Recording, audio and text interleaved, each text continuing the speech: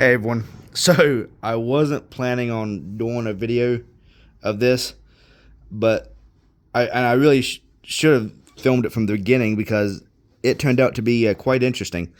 But me and my son came out here to the garage to put some tools away and reorganize, and we wound up making the Crapbox 3000, and it turned out wonderful. I could not have wanted anything better. For being free. I mean, what do you want? So, I started. My wife bought me this Stanley set, the two black boxes here, and obviously there's the other way around. But co-workers tossed this out for scrap, this base, and a friend's dad gave me that because he just wanted it out of the way. And I had that rolling around back of the truck for a little while when I did motocross with my son. That is our pit box, and that has came and gone. So now it's time to build something bigger and better. And it all started because for Christmas I got these socket organizers, and now I see how bare it really is. Clearly I do not have very many. So well, that's interesting. I guess we'll just work our way from the top down. What we got up here is just an empty bag. That's going to be my go bag. Whenever I gotta go help my buddy or someone, I like to throw my stuff in a bag. And there it is. I'll pick and choose what I want. So my pry bars used to sit on the side of this cabinet. The top cabinet right there has handles on the side, and I had them stick down through the handles. So I liked them being there, and I tried to think of a good way to do it, but ultimately a hole works just fine. Up here we got the pliers. Bigger drawer because I do got a lot of pliers, a lot of doubles. Next drawer down, we got all the ratchets, breaker bars, torque wrench, adapters, things like that. Not really where I'd prefer them to be. I just realized this thing is leaning.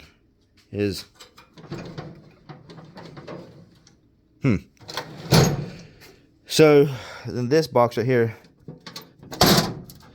Oh, and I put magnets on them so they stay up. I got a couple oddball stuff that I don't need every day by any means, but stuff I need occasionally. Pipe bend, little tubing bender, filler gauge. You know, my little hands fit in here just fine. These are carburetor screwdrivers, and being in the scrap industry that I am, this little thing right here is a spring tool for a trampoline.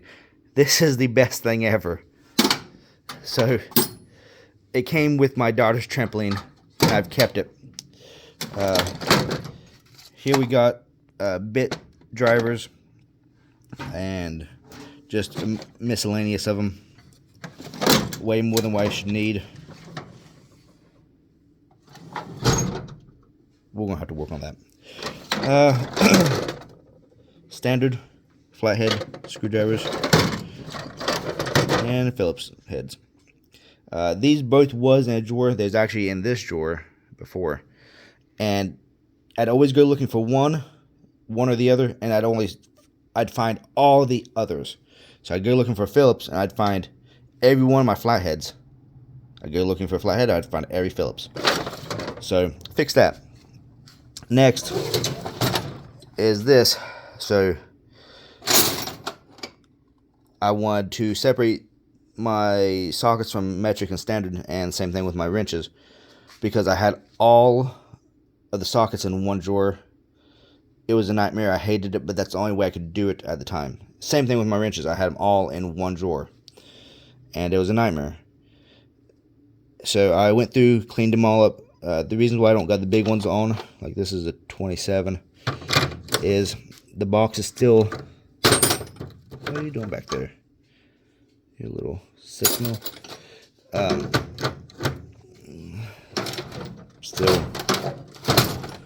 still too small. So, but you can see I have no metric 1/4 inch deep. I just now realized how few sockets I actually have. I have a crap ton. There's all doubles. I got those doubles out of there, and then I actually have a whole drawer, tote with doubles and stuff. Same thing with my screwdrivers and wrenches. I don't need that many, but I have accumulated that many because I just can't let one go. Then down here is my standard. Like everything else I've gained a lot of stuff through scrapping. Who knows where I've got some of these wrenches? I know I got some of these nice gear wrenches. Yeah. Wonderful. I love those. Then, there again, I have nothing. Apparently, I don't own a deep well. I own 3. Apparently that's all I own. I didn't know that.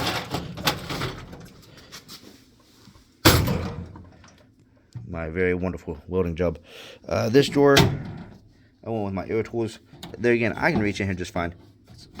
Also held up by a magnet. Some miscellaneous stuff. Torx bits that just don't have really a home to go to. A carburetor bolt tool that I bought one time, tried it, never actually worked right. Like, why would you put that end on there? And you have to use it with this adapter. Like, why? But anyways, these go in the drawer. My son put these in the wrong one.